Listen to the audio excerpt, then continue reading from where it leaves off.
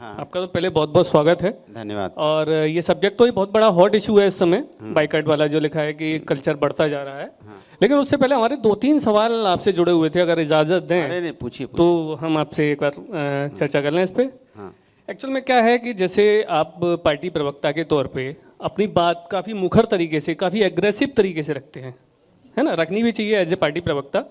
दूसरा, लेकिन हम देखते हैं कि आप कभी ट्रैक्टर चला रहे हैं, कभी खेत में और काम कर रहे हैं, कभी गौ माताओं को दे रहे हैं, और एक आपने ग्रीन कलर का जो आपके साथ एक जुड़ा हुआ है कुर्ते वाला, जिसके बारे में मैंने कहीं सुना था कि ये शांति के प्रतीक के रूप में आप पहनते हैं।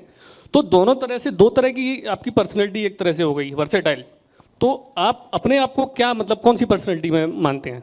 मैं एक नॉर्मल इंसान हूँ, ये और जो नॉर्मल आदमी होता है वो नॉर्मल काम करेगा ना। वो सुबह उठेगा, खेत में भी जाएगा अगर गांव में रहता है जी तो ट्रैक्टर भी चलाएगा, खेती भी करेगा, फिर वो शहर भी आएगा, शहर में आके शहर के भी काम करेगा। तो हम गांव के लोग जो हिंदुस्तानी हैं वो गांव और शहर के बीच में रहते हैं। तो जैसे अभी शेरगिल से मैं पूछ रहा था, बोला आपका क्या प्रोग्राम है, तो उनको पंजाब जाना है। जी तो वो भी यहाँ से पंजाब क्यों भाग रहे हैं? जी क्योंकि वहाँ भी उनका काम है, वहाँ से उन्हें चुनाव लड़ना है। तो हमें भी, हम लोग ज़्यादातर सभी लोग गांव में रहते हैं। जी गांव वाले जब सम्मान देते हैं तब आप जैसे लोग शहर में हमें बुला लेते हैं बोलने के लिए। जी अगर गांव वाले सम्मान नहीं देंगे तो यहाँ बैठने का मौका ही नहीं मिलेगा। तो हिंदुस्तान की आत्मा दरअसल गांव में बसती है। जी तो वो, मैं चूँकि बचपन मेरा गुजरा है तो उससे मैं कनेक्ट हूँ।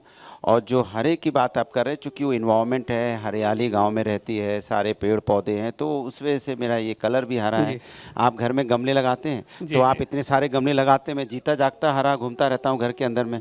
तो मैं, मुझसे बड़ा गमला कौन होगा जी, बताइए तो आप। हरियाली। एग्जैक्ट पर्सनैलिटी आपकी क्या, मतलब दोनों तरह की, जैसे एक एग्रेसिवनेस दिखती है, एक तरफ कूल दिखते हैं काफी। तो नहीं नहीं, वो दरअसल में जब किसी को न्याय दिलाने की बात होती है, आपको जी। जब न्याय की बात करनी है, देश की बात करनी है, और आपको लग रहा है कहीं गलत हो रहा है, जैसे कि आपको लगे कि पार्लियामेंट के 500 मीटर दूर पे देश की पहलवान महिलाएं बैठी हैं और वो अपना न्याय मांग रही हैं, जो मेडल जीत के लिए देश से आई हैं। और अगर भारतीय जनता पार्टी की सरकार है, अगर वो उनके कोई मंत्री वहाँ तक जाएगा भी नहीं उनसे मिलने के लिए, महिलाएं रो रही हैं जो मेडल जीत के आई हैं, तो आप अगर नॉर्मल होंगे तो आपका खून खोलेगा, और अगर आप नॉर्मल नहीं है तो आपका कोई खून नहीं खोलेगा कि जो मेडल जीत के आई हैं और बेचारी वहाँ पे धरने पे बैठी हैं। तो ये मेरा, उस समय मुझे गुस्सा आती है कि भाई ऐसा क्यों, जिनको आप बेटी बोलते हो, जिनको आप माँ बोलते हो, जिनको आप बहन बोलते हो, वो आज बिलख रही हैं और उसके लिए बीजेपी का कोई मंत्री जाएगा तक नहीं। तो उसमें तो खून खोलना स्वाभाविक होता है। बिल्कुल। अच्छा, दूसरा, एक पार्टी प्रवक्ताओं को लेकर अक्सर एक सवाल मन में उठता है हम लोगों के, काफी, और तमाम लोगों के मन में भी उठता होगा। जैसे आप पार्टी प्रवक्ता के तौर पे अपनी पार्टी की बात आगे रखते हैं, जो रखना चाहिए कई बार, लेकिन ऐसा होता है कि अपने मुद्दे भी कुछ सोच अलग होती है, पार्टी से थोड़ी अलग। तो आप उसमें कैसा करते हैं? या तो पार्टी के समक्ष अपनी बात रखते हैं या किसी और प्लेटफॉर्म का सहारा लेते हैं? तो आप कैसे उसको वो करते हैं? देखिए, आप उसी पार्टी में रहेंगे जिस पार्टी में आपकी आइडियोलॉजी, नहीं, कई टॉपिक्स ऐसे हो जाते हैं कि मान लीजिए उस पे इशू पे मैं उस पे नहीं कंसीडर कर रहा हूँ कि यार मैं इस पे एग्री नहीं हूँ, यार इस पे ऐसा होना चाहिए। नहीं नहीं, जब आप जिस आइडियोलॉजी के साथ काम करते हैं तो उस आइडियोलॉजी आपको समझ में आती है, जी और उस आइडियोलॉजी के हिसाब से ही आप अपनी बात को रखोगे। और आपकी अगर आइडियोलॉजी बदलती रहती है तो फिर वो दिक्कत होती है। जैसे हमें कोई दिक्कत नहीं होती है, मैं जब से पैदा हुआ तब से समाजवादी में हूँ, तो अब मुझे क्या दिक्कत होगी जब मेरी आइडियोलॉजी वही है, मेरे खून में वही है। हाँ, ये अक्सर सवाल उठता है, तो मुझे लगा कि ये हाँ, नहीं, तमाम लोगों के दिमाग में उठता होगा। हाँ, वो, हाँ, हमारे एक साथी हैं जो हमारी तरफ से यहाँ से उधर चले गए, उधर से इधर, जी जी, तो उनकी हाँ, आइडियोलॉजी तो बदल यही चेंज सकती हुआ ना, है। ये मामला हाँ, हुआ ना। हमारी नहीं बदलती है।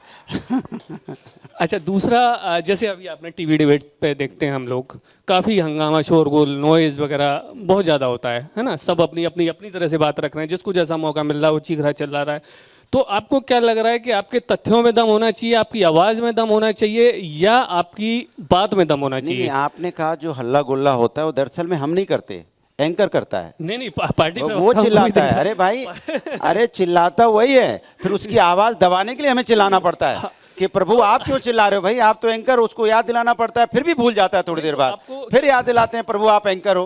तो वो ऐसे बिहेव करने लगता है जैसे लगता है, तो फिर वो और चिल्लाता है तो उसकी आवाज और कम हो जाए, इसलिए हमें चिल्लाना पड़ता है। तो ये दुर्भाग्य की बात है कि अब एंकर से लड़ना पड़ता है, प्रवक्ताओं से लड़ना पड़ता है, सिस्टम से लड़ना पड़ता है। लड़ते लड़ते हमारा वेट कम हुआ जा रहा है। बात में दम के साथ साथ आवाज में दम भी होना चाहिए। नहीं होगी तो वो हावी हो जाएगा। एंकर ही हावी होने को तैयार है। वो आप एक शब्द बोले वो टोकना शुरू कर देता जी, है। जी, उसको जैसी लगा कि सरकार की कुछ निगेटिव जा रहा है तो उसको पता नहीं मोबाइल पे मैसेज आता है, क्या मैसेज आता है। जैसे ही मैं कुछ अच्छी बातें करता हूँ, मैं जैसी महिला पहलवान की बात करता हूँ, मैं बताऊँ आपको आपकी सरकार में क्या होता था, बताऊँ मैं आपको। अरे भाई मैं तो अभी बोलना शुरू किया, तुम्हें क्या दिक्कत है भाई? बीजेपी का प्रवक्ता बोले तो बोले भाई, एंकर बोलने लगता है, तुम्हें क्या? अच्छा बताइए आपकी सरकार के बारे में बताऊं, क्या क्या हुआ था पिछले 2012 में, क्या हुआ था 2011? अरे प्रभु, आपने सवाल पूछा, मैं आपका जवाब दे रहा हूं। आप प्रवक्ता बन गए बीजेपी के, तो इसलिए हमें चिल्लाना पड़ता है। सर आप मेरी बात से सहमत होंगे, तो ये दिक्कत, वो भी सहमत है। तो दिक्कत ये है कि हमारे साथ जनता है, उनके साथ एंकर है, बस फर्क इतना है।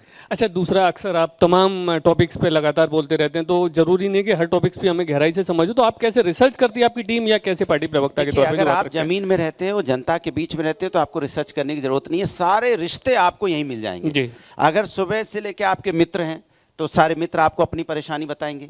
अगर आप जब अपने क्षेत्र में या लोगों से मिलोगे तो वो अपनी परेशानी बताएंगे। जैसे आप अगर रास्ते में चलोगे, ऑटो वाले पे बैठोगे, तो चूंकि मैं हर चीज़ से सफ़र करता हूँ भाई, आप देखो उनकी तरह हमारे पास लेमोंगनी तो है नहीं, तो आप भाई अब हमें नहीं, मैं कह रहा हूँ अगर है तो ये तो अच्छी बात है। तो हमें ऑटो से भी चलना पड़ता है, कभी कभी आप जैसे मित्र मिल जाते हैं तो लेमोंगनी मर्सिडीज भी मिल जाती है, तो उनके ड्राइवर से भी बात कर लेता हूँ, तो ड्राइवर की तकलीफ क्या है उससे पता चल जाता है। फिर आप जैसे एंकर मिल जाते हैं, फिर उनसे बात हो जाती है, उनकी तकलीफ क्या पता चल जाता है। तो हम लोग 24 घंटा चौकन्ने रहते हैं। जैसे चौकन्ना होता है ना, तो हम लोग हमेशा चौकन्ने रहते हैं, तो उससे उसी से सारी चीजें पता चल जाती है कि क्या चल रहा है। अब चलिए हम टॉपिक पे थोड़ी सी बात कर लें। जैसे ये बताया कि बाइकाट का जो चलता जा रहा है, इशू बढ़ता जा रहा है, अभी भी हाल में हुआ है कि जो 14 न्यूज एंकर्स हैं प्रोमिनेंट चैनल्स के जो भी हैं, और उनको पता है कि पार्टी प्रवक्ता नहीं भेजेंगे, तमाम राजनीतिक दलों ने, इंडियन वाले खासकर जो उन्होंने कहा है, तो क्या मतलब आपका उसमें क्या मानना है? क्या उससे कवरेज प्रभावित नहीं होगी, या आप मतलब उस पर क्या सोचते हैं, आप थोड़ा बताएं। देखिए मेरा मानना यह है कि जो आज की पत्रकारिता है और जो पत्रकारिता को हम देखा करते थे, आज के पत्रकार जो अच्छे हैं, जिसके अंदर सब्सटेंस होगा, वो तो अपनी बात अपने तरीके से कहेगा। जरूरी नहीं है कि आप सरकार का सपोर्ट करो या नहीं करो, अच्छी बात कहोगे तो हर व्यक्ति को पसंद आएगा, मैं आपको बता रहा हूं। लेकिन जब आप पत्रकारिता छोड़ के आप किसी के स्पोक्समैन बन जाएंगे, जैसे मैंने आपसे बोला कि आपने मुझसे सवाल पूछा, अब मुझे आप 30 सेकंड तो दोगे जवाब देने का। जैसे मैं जवाब देना शुरू करता हूं तो उनको लगा कि बीजेपी घिर रही है इसमें। मैंने आपको एक एग्जांपल दिया, जैसे मणिपुर की बात हुई, जैसे मैं मणिपुर बोलूंगा, मणिपुर महिलाओं के साथ अन्याय हुआ, तो वो उधर से चिल्लाना शुरू कर देगा। अभी 10 सेकंड ही नहीं हुए, तब तक बोलना पड़ेगा बताओ आपकी सरकार में क्या बोला था, फलाने नेता ने क्या बोला था, इन्होंने क्या बोला था, उन्होंने क्या बोला था। तो वो जब चिल्लाने लगोगे तो मेरी बात नहीं जाएगी, तो फिर हम जाके वहाँ फायदा क्या है? आप मुझे बुला के मेरी बात भी नहीं पब्लिक के सामने जा रही है, और हल्ला मचा के आप मुझे वहाँ बदनाम भी कर दे रहे हो। तो ये जिम्मेदारी पत्रकार की भी है, ये जिम्मेदारी समाज की भी है, और जिम्मेदारी एडिटोरियल डिपार्टमेंट की है कि आप लोग देखिए, क्योंकि किसी को भी अच्छा नहीं लगता किसी का बायकॉट करना, क्योंकि हमें भी लगता है कि चूंकि हमारे उनके रिश्ते मधुर बने रहे, हम एक दूसरे के साथ बातें करते रहे, हम चाहते हैं ये बात, लेकिन हमारे चाहने से नहीं होगा, लेकिन उनको भी तो चाहना पड़ेगा। तो ये बायकॉट नहीं है, ये असहयोग आंदोलन है। हमने एक असहयोग किया है कि भाई आप मेरी बात नहीं मान रहे, तो हम कुछ दिनों के लिए आपके साथ असहयोग कर रहे हैं, हमने बायकॉट नहीं किया है। इसको बायकॉट शब्द गलत है, असहयोग आंदोलन जिसको बोलते हैं कि भाई आप मेरा सम्मान करना शुरू कर दीजिए, हम आपका सम्मान करना शुरू कर देंगे। अब एक तरफ से तो ताली अगर एक हाथ से बजाइए तो बजेगी क्या? मैं तो इतनी देर से हूं, लेकिन हम दोनों हाथ मिलाएंगे तो बजने लगेगी। अब एक हाथ से मैं कब तक बजाऊं बताओ? तो हम चाहते हैं दोनों हाथ से बजे तो ज़्यादा अच्छा है। एक अभी हम खबर ये भी पढ़ रहे थे कि जो इंडियन में जो अलायंस में आपके जो सीएम है, उन्होंने कहा है कि तमाम न्यूज़ चैनल्स को हम विज्ञापन नहीं देंगे, तो उसके बारे में कैसे? क्योंकि विज्ञापन तो वो सब बातें बोली जाती हैं, लेकिन मुझे ऐसा लगता नहीं कि ऐसा होता है, क्योंकि जिस चैनल में एक एंकर के साथ नहीं जा रहे, लेकिन दूसरे एंकरों के साथ तो जा ही रहे ना, तो चैनल से तो किसी को कोई दिक्कत है ही नहीं। चैनल के उसी चैनल में दूसरे एंकरों के साथ तो बैठ ही रहे हैं इंडिया गठबंधन के लोग। तो इसका मतलब हमें कुछ विशेष लोगों के साथ असहयोग आंदोलन है, मैं वही कह रहा हूँ। फिर बाद में ठीक हो जाएगा, ये तो होता है, जरूरी है होना। अच्छा, एक बस छोटा सा लास्ट क्वेश्चन और था कि जैसे अभी हमने तो ये कहा कि न्यूज एंकर्स के उन पे अपने प्रवक्ता नहीं भेजेंगे, यदि आप मान लीजिए थोड़ा सोच के चले रिवर्स में, यदि न्यूज चैनल ये कहें कि यार हम उस पार्टी के प्रवक्ता को नहीं बुलाएंगे, तो फिर वो कैसा लगेगा? ये तो बिल्कुल थोड़ा सा अजीब सा हो जाएगा ना। वो मैंने कहा ना, उनके उस चैनल में हम जा रहे हैं ना, ऐसा तो है नहीं जैसे मान लो किसी भी चैनल का आप ले लो, तो दूसरे प्रवक्ताओं के साथ तो हम बैठ रहे हैं। तो इसके मतलब उनको भी चिंता करने की ज़रूरत है, उसको भी सोचने की ज़रूरत है, चिंतन की ज़रूरत है। इसलिए मैंने कहा था ये कुछ समय ये हर चीज़ का एक सहयोग की तरह दिया जा रहा है, और चैनल भी इस बारे में सोचेंगे। चैनल तो खैर सोचते ही हैं, चैनल की तो क्या गलती है, कई बार चैनल, मुझे नहीं लगता कोई चैनल इस तरह से कहता होगा, कई बार एंकर अपने आप को ज़्यादा दिखाने के लिए, जैसे हम प्रवक्ता है समाजवादी पार्टी के, तो मुझे अपनी समाजवादी पार्टी का पक्ष तेजी से रखना होता है, तो कई बार एंकर भी अपनी पक्ष तेजी से बीजेपी की रखना चाहता है कि हमें कोई ध्यान हो जाए, मेरा भी नोटिस हो जाए, हमारे भी कुछ देख लें और कुछ हमें भी कहीं अच्छी व्यवस्था हो जाए। तो हर आदमी अपने अपने कहीं ना कहीं किसी मतलब नटशेल में अगर लास्ट में हम बोलें तो ये बाइकाट जो राइज का जो कल्चर है वो ठीक नहीं है कुल मिला के। देखिए, बाइकाट कल्चर तो बिल्कुल ठीक नहीं हो, बाइकाट हमने किया भी नहीं है, मैंने आपसे बोल रहा हूँ शब्दों का चयन ठीक नहीं हो रहा है, ये असहयोग है जी। तो हम लोग तो गांधीवादी लोग हैं, गांधी के पद चिन्हों पे चिन्हने वाले लोग हैं। गांधी जी असहयोग आंदोलन करते थे, हमने असहयोग आंदोलन किया है। अब अनुराग जी जैसे हम लोग के साथ सहयोग देते हैं, तो अनुराग जी के साथ तो असहयोग आंदोलन नहीं हो सकता ना। बिल्कुल भाई, वो हम लोग के साथ देते हैं, हमें जो पूरा विश्वास है कि हम इतनी तारीफ कर रहे हैं तो मेरी रैंकिंग भी ठीक रखेंगे जी।